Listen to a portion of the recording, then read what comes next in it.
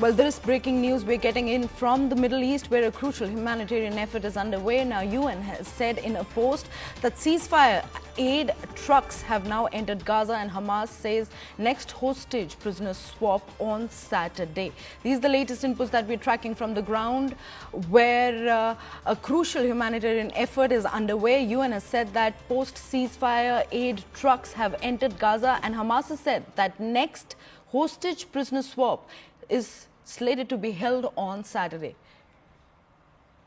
Well, joining us on the broadcast for a better perspective on this situation is Akanksha. Very good morning, Akanksha. Akanksha, what's the latest on the aid trucks entering Gaza, and will this aid actually pave the way for lasting calm in Gaza?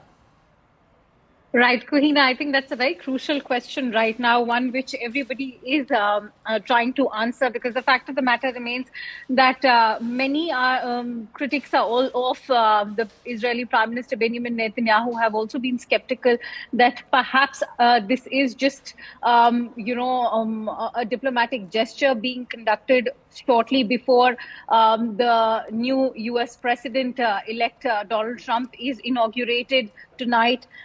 And for how long will this ceasefire last? That's the big question everybody is asking. But remember, Red Cross was handed over these 3 Israeli women yesterday in a major breakthrough, which has in fact also brought a new lease of hope for everyone. And now the next step, as you rightly highlighted, is going to be releasing that much needed aid in Gaza, which, as we all know, has been blocked for so very long. But we'll have to see for how long the Israeli administration will allow that aid to come in, because remember, it's not just Israel, but several within the incoming Trump administration, including the U.S. Secretary of the new U.S. Secretary of State Marco Rubio and the U.S. Ambassador to Israel, Mark Huckabee. They all are very much against the role that UNRWA, or UNRWA as it's known, have been playing over there. They say that they are as much a part of the terrorist front.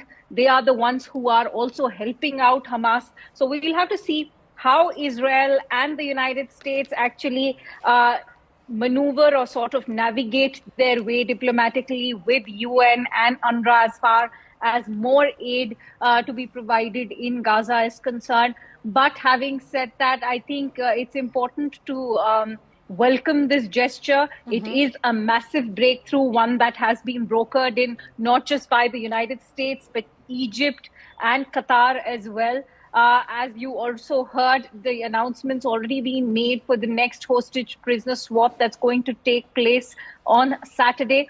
Having said that, after 471 days, these 3 Israeli women have been released, and that too in exchange for 90 Palestinians. And that really seems to be pinching Israel at the moment, because many of these prisoners had been jailed for stone pelting, for rioting, for protesting.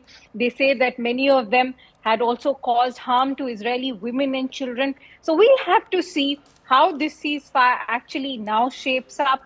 How much can Donald Trump extract out of Israel, and especially Prime Minister Netanyahu, given that he's an ardent supporter of the Israeli Prime Minister and his own son-in-law, Jared Kushner, who had ushered in the Abraham Accords. He had played a very crucial role in bringing out that deal, has his own interests in Israel and Israeli realtors as well.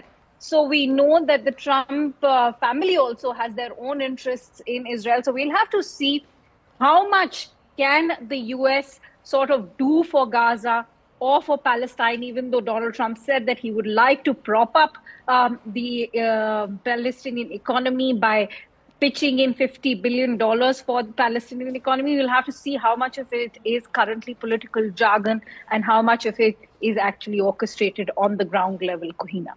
Right, Akanksha, I'd request you to stay with us on the broadcast. As you rightly pointed out, the much-needed aid trucks have started rolling in Gaza. But now let's take a look at some of the political reactions coming in from the United States on this report. Perhaps most beautiful of all, this week we achieved an epic ceasefire agreement as a first step toward lasting peace in the Middle East. And this agreement could only have happened as a result of our historic victory in November. That was some victory. Was that greatest? But I'm glad to report that the first hostages have just been released. It would have never happened if I were president. Would have never happened. There was not even a thought of it. Well, Akanksha continues to stay with us on the broadcast. Akanksha, talking about the release of hostages, how is the release of the hostages actually being received by the families and the loved ones of those held captive? Right. I think yesterday was a very emotional moment for Indeed. these three women, because they were handed over by Hamas to the Red Cross. And for once, you know, as the time started passing by, because remember, Kohina, it happened after 3 hours.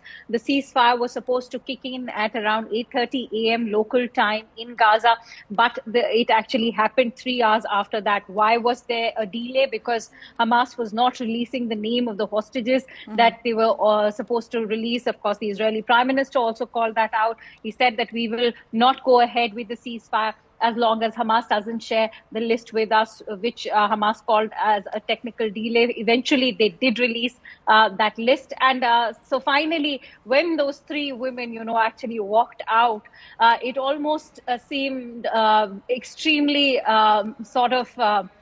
it was unbelievable. It was an incredible moment for them. Those visuals speaking 1,000 words for yourself. Indeed. Three young women. One of them is a British Israeli. She was in fact taken away from the Nova Music Festival, which saw that kind of horror as Hamas continued to attack, rape the women. They were shot and killed while they were raped. So, you know, I think there have been gruesome murders by Hamas. As far as October 7 is concerned, the horrors continue to haunt Israel. But I think there's still a ray of hope, as these three women, in fact, stepped out after 471 days. So it was almost surreal to see them walking up to their families as they were handed over to the Red Cross.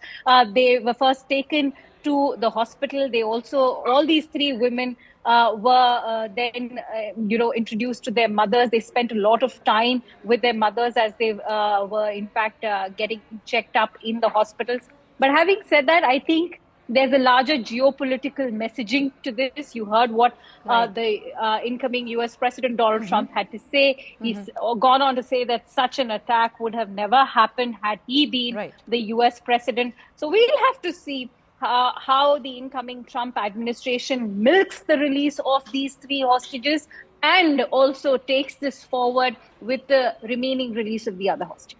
Right, Akanksha, I'll still request you to stay with us on the broadcast. We'll come back to you to understand the role of the international mediators overall on this Israel-Hamas ceasefire deal. Now, as the hostages reunite with their families, Israeli Foreign Minister, while speaking to CNN, has clarified that Trump administration didn't force Israel into accepting the ceasefire. He's even clarified further that progression to next phase won't be automatic. More on this in our next report.